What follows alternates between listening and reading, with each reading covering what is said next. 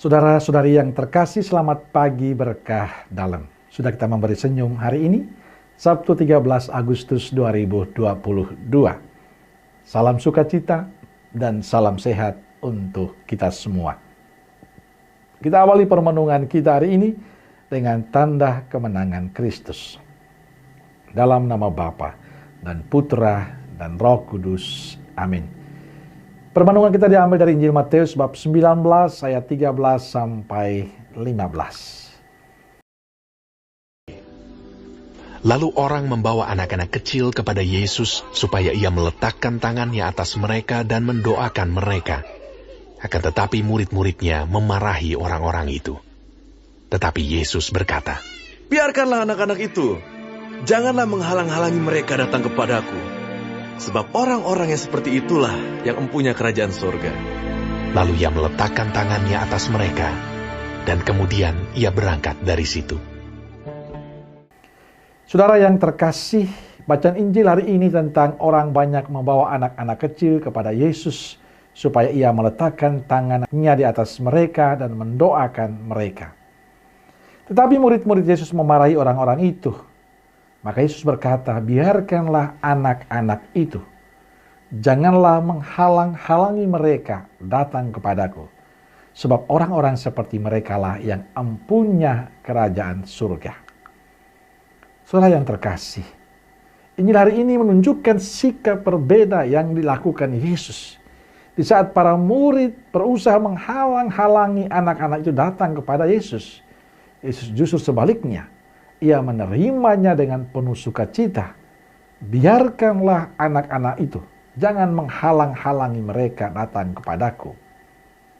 Ada dua hal yang bisa kita renungkan pada hari ini. Pertama, kita belajar dari sikap orang-orang yang membawa anak-anak pada Yesus dan memohon berkat dari Yesus. Sikap ini menunjukkan bahwa mereka menyadari betapa pentingnya membangun sikap iman yang baik kepada anak-anak kita. Mereka membiasakan dari kecil anak-anak untuk berdoa, mendekatkan diri, mengakrabkan diri dengan Tuhan. Dan itulah menjadi sesuatu yang penting, karena dasar iman harus dibangun terus-menerus. Dan kisah ini hendaknya memperteguh kebiasaan kita yang sudah kita lakukan dengan mengajak anak-anak kita dalam doa, dalam ekaristi. Saya ingat setiap hari Minggu kalau mengadakan ekaristi dan memberikan pemberkatan anak, begitu banyak anak yang maju untuk diberkati. Itu sesuatu yang sungguh indah, karena anak-anak sudah dibiasakan dari kecil untuk kenal gereja, merayakan ekaristi, walaupun dalam segala kekurangan mereka. Tentu itu cara memperkenalkan mereka dengan Tuhan. Mengantar atau membawa mereka ke gereja adalah cara kita mendidik iman mereka untuk menjadi orang Katolik yang baik. Tapi juga di sisi lain banyak orang tua yang kurang menyadari akan tanggung jawab mendidik anak-anak mereka secara Katolik. Banyak orang tua yang sangat serius memperhatikan pendidikan anak-anaknya untuk pengetahuan umumnya, tapi untuk kehidupan imannya mereka lupakan. Ini mungkin menjadi sebuah refleksi bagi kita. Membiarkan anak-anak kita ikut bersama kita ke gereja, ikut berdoa, merayakan syukur bersama. Yang kedua, Yesus menunjukkan sikap yang berbeda dengan para murid. Yesus justru memberikan kesan yang sangat indah. Biarkanlah anak-anak itu, jangan menghalang-halangi mereka datang padaku. Yesus menunjukkan sikap murah hati terhadap anak-anak itu. Dia menerimanya dengan penuh sukacita, memberkati mereka. Saudaraku terkasih, khususnya Bapak Ibu yang memiliki anak, sudahkah kita menunjukkan tanggung jawab kita akan janji perkawinan kita dengan mendidik anak-anak kita secara Katolik? Sudah kita mengajak anak-anak kita rutin berdoa, membaca kitab suci, mengikuti perayaan ekaristi? Nah, inilah tantangan hidup kita. Beberapa waktu lalu saya mendengar seorang pengasuh yang mengasuh seorang anak Kristen. Dan diberitahukan bahwa anak itu masih PAUD. Sudah diminta untuk menghafal, membaca kitab suci. Sesuatu yang tidak pernah saya bayangkan.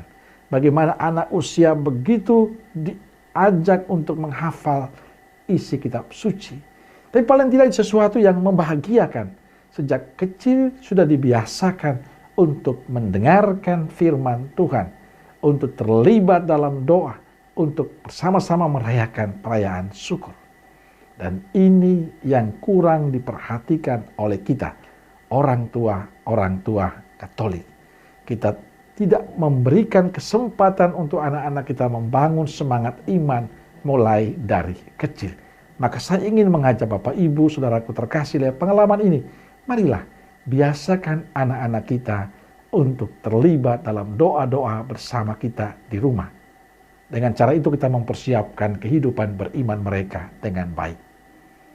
Gereja kita akan berkembang dan berkualitas bila semua kita memiliki rasa tanggung jawab akan iman anak-anak kita. Mereka adalah masa depan gereja kita.